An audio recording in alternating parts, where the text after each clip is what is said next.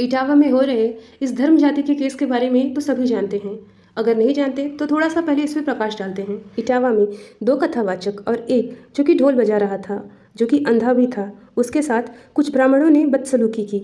उसे पीटा गया, उसके बालों को काट दिया गया और तो और उसके ऊपर पेशाब से छिड़काव किया गया। और ये सब सिर्फ इसलिए क्योंकि वो एक यादव था। पहली बात तो ये समझ नहीं आती कि ये लोग कौन हैं जो भगवान को तो मानते हैं पर अफसोस भगवान के द्वारा किए गए कर्मों को नहीं।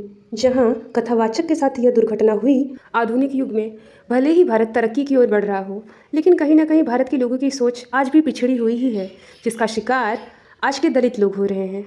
हम जिस भारत देश में रहते हैं उसे हम बड़े सम्मानपूर्वक कहते हैं, सारे जहाँ से अच्छा हिंदुस्तान हमारा। लेकिन उसी देश में हम अपने ही लोगों के साथ एक ऐसा भेदभाव करते हैं जिसे आज तक कोई मिटा नहीं पाया। जो लोग अपने आप को ब्राह्मण कहते हैं उनसे मैं बस इतना ही कहना चाहूँगी, जो हमारे श्री कृष्ण जी है वो कहते हैं कि मनुष्य जन्म से शूद्र होता है। मनुष्य जब जन्म लेता है तब वो शूद्र होता है, उसका कोई भी धर्म नहीं होता।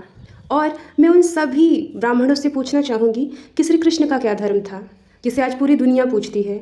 और ज़रा मुझे ये बता दीजिए कि राम जी ने सबरी का जूठा खाया था। सबरी कौन से धर्म से आती थी? सबरी कौन सा ब्राह्मण थी? जब भगवान ने छोटा बड़ा ना देखकर सिर्फ प्रेम भावना देखा, तो आज का ब्राह्मण छोटा बड़ा क्यों देख रहा है? भगवान सबके हैं, किसी एक के नहीं। जिस धर्म को छोटा बड़ा, दलित, ब्राह्मण कहकर बांट रहे हो, वो धर्म की नींव किस पर रखी गई है क्या आपको पता भी है? उस धर्म की नींव सिर्फ और सिर्फ 3 ईंटों की है। पहला दया, दूसरा कर्म, तीसरा सत्य।